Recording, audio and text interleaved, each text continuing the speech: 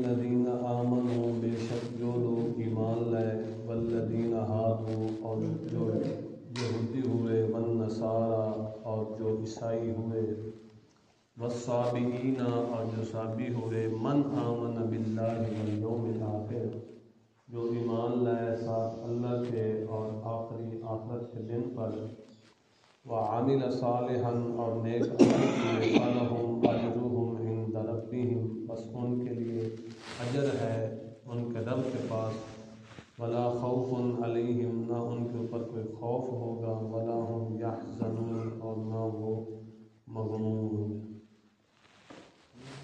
کل کے درس میں موسیٰ علیہ السلام کی قوم کے لیے اللہ تعالیٰ نے پتھر سے 12 چشمے جاری کیے تھے، اس کے ضمن میں اور جو مختلف اوقات میں مختلف زمانوں میں اللہ تعالیٰ نے چشموں کا نزول فرمایا تھا، اس کے ضمن میں ذکر کیا، اور اس کے بعد بنی اسرائیل کی ناشکری کا ذکر تھا، انہوں نے اللہ تعالیٰ کی انعامات کی ناشکری کی، پھر اللہ تعالیٰ نے ان کے اوپر ذلت اور مسکنت اور محتاجی اور رسوائی ڈال دی۔ انہوں نے کہا کہ ہم ایک کھانے پر صبر نہیں کریں گے، ہمیں یہ چاہیے وہ چاہیے، تو پھر ان کے اوپر ہمیشہ کے لیے ذلت، رسوائی اور مسکنت، محتاجی اور اللہ تعالیٰ کے وہ غضب کے مستحق ٹھہرے، کیونکہ وہ حدود سے تجاوز کرتے تھے۔ آج کے درس میں ایک یہ ہے کہ کسی کے ساتھ کسی کی طرف نسبت کرنے سے کچھ نہیں ہوتا، کسی کے ساتھ، خاندان کے ساتھ، کسی مذہب کے ساتھ، کسی فرقے کے ساتھ صرف نسبت ہو، وہ نسبت کام نہیں آ سکتی۔ دوسرا یہ کہ اللہ تعالیٰ کے احکام کی ہر حال میں ان کی تعمیل کرنا، یہ اللہ تعالیٰ کی حاکمیت کا تقاضا ہے مسلمان کے اوپر۔ تیسرا یہ ہے کہ جو اللہ تعالیٰ کی حدود سے تجاوز کرتے ہیں ان کے لیے دنیا میں بھی ہلاکت ہوتی ہے، آخرت میں بھی ہلاکت ہوتی ہے۔ اللہ تعالیٰ نے فرمایا پہلی بات کہ نسبت، کہ اللہ فرق ایک امت محمدیہ، ان الذین آمنوا، امت محمدیہ، امت موسیٰ، امت عیسیٰ، اسی طرح امت ابراہیم وغیرہ، یہ کتنے فرق تھے؟ یہ چند فرق تھے۔ امت محمد، امت ابراہیم، امت موسیٰ، امت عیسیٰ علیہ السلام۔ اللہ تعالیٰ نے فرمایا کوئی یہودی ہو، کوئی عیسائی ہو، کوئی صابی ہو، کوئی بھی ہو، کسی فرقے کے ساتھ بھی تعلق رکھتا ہو، تو اس کے لیے ضروری یہ ہے کہ من آمن باللہ والیوم الآخر۔ ایک تو وہ ہے کہ ایمان اللہ تعالیٰ کے ساتھ کامل ہونا چاہیے، دوسرے نمبر پر آخرت کے دن پر ایمان کامل ہونا چاہیے۔ آگے تیسرے نمبر پر وعمل صالحا، ان کا عمل نیک صالح عمل ہونا چاہیے، ایمان کے مطابق عمل بھی ہونا چاہیے۔ اللہ تعالیٰ کی ذات پر ایمان رکھا ہے تو پھر اس کے مطابق عمل بھی ہونا چاہیے، آخرت پر ایمان رکھا ہے تو اس کے مطابق عمل بھی ہونا چاہیے، ایمان کا تقاضا عمل ہے۔ ان کے لیے رب تعالیٰ کے نزدیک اجر ہوگا اور ان کے اوپر کوئی خوف نہیں ہوگا، کوئی غم نہیں ہوگا، نہ دنیا میں نہ آخرت۔ اب بندے اپنے آپ کو کسی کی طرف بس منسوب کر لیتے ہیں کہ جی ہم جی ابراہیمی ہیں، ہم جی فلاں ہیں، ہم جی فلاں ہیں، ہم اشاعت والے ہیں، ہم مرکزی والے ہیں، ہم اہل تشیع ہیں، ہم شیعہ ہیں، ہم وہ ہیں، یہ ہیں۔ مثال کے طور پر اپنے آپ کو کسی فرقے کی طرف صرف منسوب کر لیتے ہیں، مگر ایمان کا مدار، نجات کا مدار جو ہے وہ ان انتساب نسبتوں کی طرف نہیں ہے کہ صرف نسبت کر دی بس اب جو ہے یہ کام مکمل ہو گیا۔ نہیں، اللہ تعالیٰ نے فرمایا نسبتوں سے کچھ نہیں ہوتا، جب تک تمہارے اندر ایمان نہیں، عمل نہیں، تم جدھر جاؤ تمہاری مرضی۔ نجات اس حالت میں ممکن ہے جب تم مومن ہو اور جب تم عامل ہو، عمل کرنے والے۔ ایمان نہیں تو کوئی فائدہ نہیں، عمل نہیں تو پھر ایمان بھی ایک نہ ایک دن ختم ہو جائے گا۔ اس لیے دونوں چیزیں ضروری ہے، ایمان بھی اور عمل بھی۔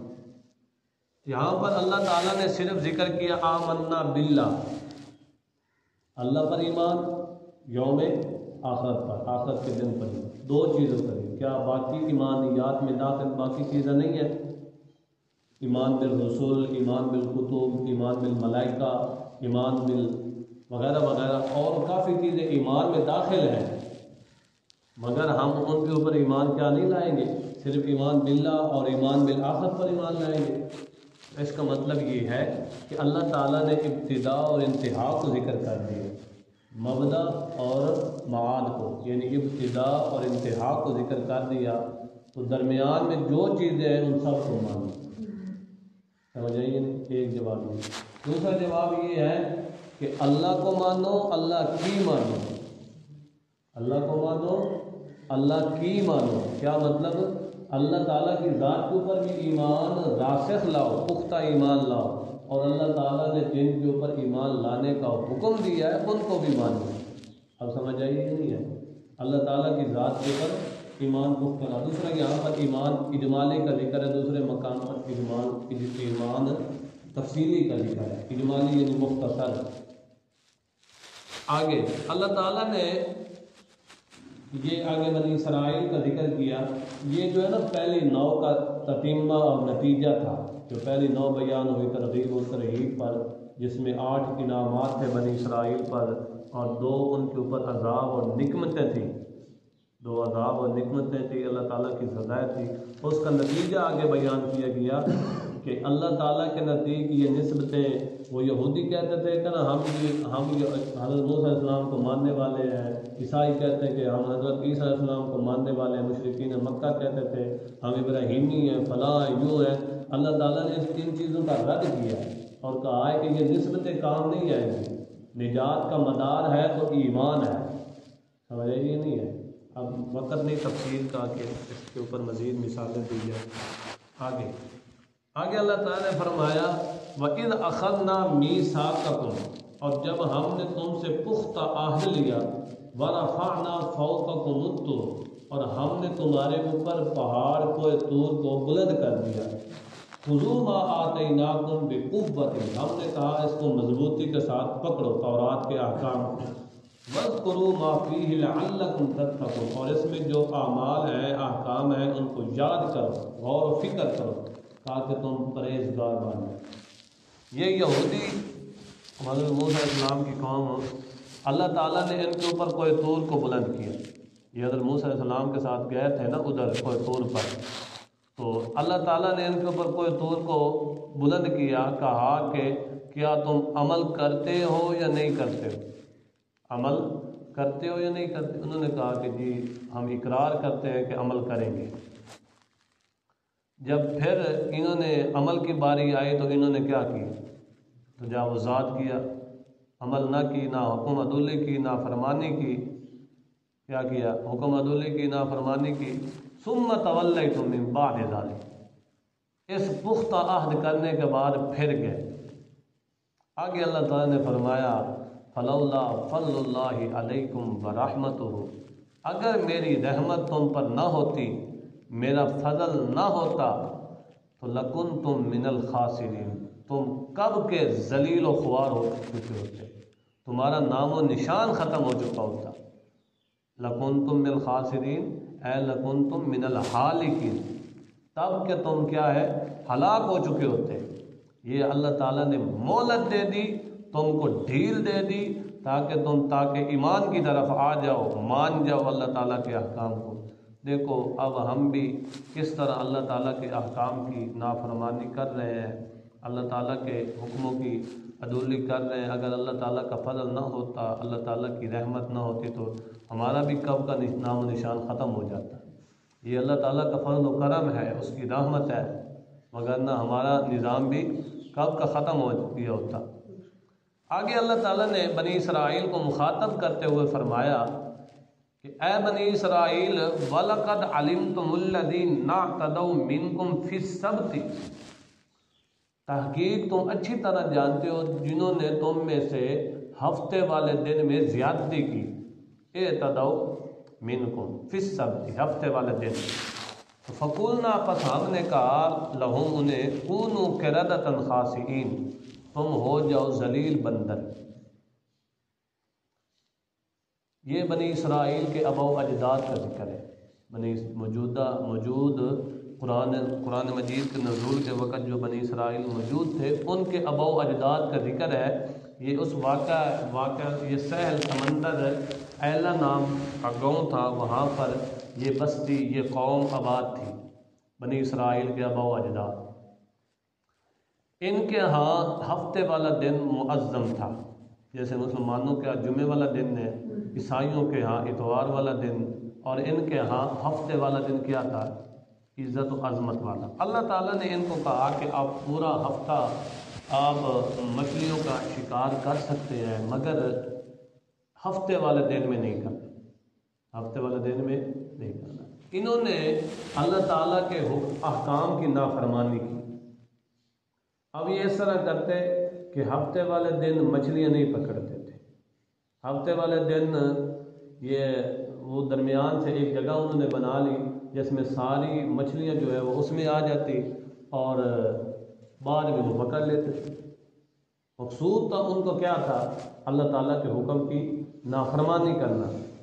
اور ویسے بھی اللہ تعالیٰ کی آزمائش ہوتی ہے، ہفتے والے دن میں مچھلیاں بھی شکار بھی زیادہ آتا تھا، تو یہ ان سے برداشت نہیں ہوتا تھا. اللہ تعالیٰ نے بھی منع کر دیا کہ آپ نے ہفتے والے دن میں بالکل شکار کرنا ہی نہیں کسی قسم کا. پھر انہوں نے کیا کیا؟ اس طرح یہ ہیلا بازی کی، تو پھر اللہ تعالیٰ کی گرفت سے یہ بچ نہ سکے. اللہ تعالیٰ کی طرف سے حکم ہوا فَقُلْنَا لَهُمْ كُونُوا قِرَدَةً خَاسِئِينَ، تم ہو جاؤ ذلیل بندر. ذلت. پھر یہ 3 دن تک مسلسل بندر کی شکل میں رہے. پھر 3 دن کے بعد اللہ تعالیٰ نے سب کو ختم کر دیا. آگے اللہ تعالیٰ نے فرمایا فَجَعَلْنَاهَا نَكَالًا، پس ہم نے بنایا اس واقعے کو عبرت، لما بین یدیہا، جو اس وقت موجود تھے، وما خلفہا، جو پیچھے آنے والے تھے ان کے لیے بھی عبرت، وموعظۃ للمتقین، اور پرہیزگاروں کے لیے ہم نے نصیحت بنائی. دیکھو جی، اب یہ واقعہ ہمارے لیے بھی کیا ہے؟ عبرت ہے. ہم دیکھو رات کو جو اللہ تعالیٰ کی ایک عذاب کی شکل ہے زلزلہ، یہ کیوں آتے ہیں؟ یہ اسی لیے آتے ہیں کہ ہم اللہ تعالیٰ کی نافرمانیاں کرتے ہیں. مسلمان کلمہ پڑھنے کے باوجود نافرمانیاں کرتے ہیں، ناشکریاں کرتے ہیں. حضرت عائشہ الصدیقہ رضی اللہ تعالیٰ عنہا سے کسی نے پوچھا کہ اے اماں یہ زلزلے کیوں آتے ہیں؟ تو حضرت عائشہ الصدیقہ نے فرمایا کہ جب زنا عام ہو جائے، عورتیں ننگی ہونے میں کوئی جھجک محسوس نہ کریں، غیر محرم غیر مردوں کے لیے خوشبو استعمال کریں. اسی طرح حضرت عائشہ الصدیقہ رضی اللہ تعالیٰ عنہا نے فرمایا جب کیا ہے نافرمانی عام ہو جائے، زنا عام ہو جائے، شراب عام ہو جائے، یہ نبی پاک صلی اللہ علیہ وسلم کی فرامین ہے اور علامات قیامت ہے. علامات قیامت ہے جب کثرت سے شراب پیا جائے، زنا عام ہو جائے، شرک عام ہو جائے، ناشکری عام ہو جائے، تو پھر کیا ہے؟ قیامت کا انتظار کرو. پھر زلزلے، سخت آندھیوں، ان کا انتظار کرو. نبی پاک صلی اللہ علیہ وسلم نے علامات قیامت میں سے ایک چیز یہ بھی ذکر کی کہ اولاد اپنے والدین کی نافرمان ہوگی، اولاد اپنے والدین کے اوپر حکومت کرے گی. اسی طرح بیٹی اپنی والدہ پر حکومت کرے گی، بیٹا اپنے والد پر حکومت کرے گا، یعنی اولاد نافرمان ہو جائے گی. یہ کیا ہے؟ علامات قیامت. اور دیہاتی قسم کے لوگ، بکریاں چرانے والے، یہ بھی علامت قیامت ہے کہ یہ بڑے بڑے محلات مکانات بنائیں گے، تو یہ بھی قیامت کی علامات ہے. اسی طرح اور بھی کافی علامات قیامت ذکر کی۔ نبی پاک صلی اللہ علیہ وسلم نے فرمایا کہ بڑے بڑے محلات، بڑے بڑے مکان پہاڑوں سے زیادہ اونچے، یہ نبی پاک صلی اللہ علیہ وسلم اس وقت فرما رہے ہیں کہ جب مکہ میں اتنی بڑی بلڈنگیں، اتنی بڑی مکانات، محلات نہیں تھے۔ اب جا کر دیکھو جو ادھر ہوٹل بن چکے ہیں، دیکھو کتنے بڑے بڑے ہوٹل، بڑے بڑے مکان، بڑے بڑے محلات یہ بن چکے ہیں۔ نبی پاک صلی اللہ علیہ وسلم کوئی اپنی طرف سے نہیں کہتے تھے، یہ اللہ تعالیٰ کی طرف سے کہتے تھے۔ تو یہ علامات قیامت ہیں۔ جب اس قسم کی علامات ظاہر ہو جائے، کثرت سے ناشکری ہو جائے، کثرت سے شراب پیا جائے، اللہ تعالیٰ کے احکام کی نافرمانی کی جائے، تو پھر وہ رحیم کریم ذات اس طرح سے مسلمانوں کو ڈراتا ہے تاکہ وہ میری طرف راغب ہوں۔ تو پھر یہ بھی دیکھو کہ جب اللہ تعالیٰ کا عذاب آ جائے تو اس وقت ایمان بھی قبول نہیں ہوتا، اس وقت ایمان بھی قبول نہیں ہوتا۔ فرعون نے بھی جب عذاب دیکھا تھا تو کہنے لگا کہ آمنت، اے اللہ میں ایمان لائے، مگر اس وقت ایمان قابل قبول اللہ تعالیٰ نے ان کے لیے بھی کیا بلکہ پوری انسانیت کے لیے عبرت بنا دیا۔ ان کی لاش کو بنایا ہی نہیں بنایا، جیسے اس واقعے کو عبرت بنایا نا سب کے لیے، اسی طرح فرعون کو بھی پوری انسانیت کے لیے کیا بنا دیا، عبرت بنا دیا۔ بس ایک جھٹکا لگے پھر پتہ چل جاتا ہے کہ کوئی خدا ہے۔ اللہ تعالیٰ ایک سیکنڈ میں جھٹکا لگا کر اپنی طرف متوجہ کر دیتا ہے، اپنے ہونے کا یقین دلا دیتا ہے کہ واقعتاً میں ذات موجود ہوں، جس کے قبضہ قدرت میں ساری کائنات ہے۔ ایک منٹ میں ساری کائنات کو ہلا دوں، ایک منٹ میں ساری کائنات کو ختم کر دو، میرے سامنے کوئی چیز مشکل نہیں ہے۔ اس لیے میرے قدرت، میرے قہر سے ہر وقت توبہ کرو، استغفار کرو۔ مسلمان کا یہی فریضہ ہے کہ جب بھی اس قسم کے عذاب اور اس قسم کی علامات ظاہر ہوں، اور یہ بھی ہے کہ اکثر قیامت کی نشانیاں ظاہر ہو چکی ہیں، اکثر قیامت کی نشانیاں ظاہر ہو چکی ہیں، بس چند ایک جو ہے نشانیاں وہ رہ گئی ہیں، بڑی بڑی علامات اور نشانی، اکثر نشانیاں ظاہر ہو چکی ہیں۔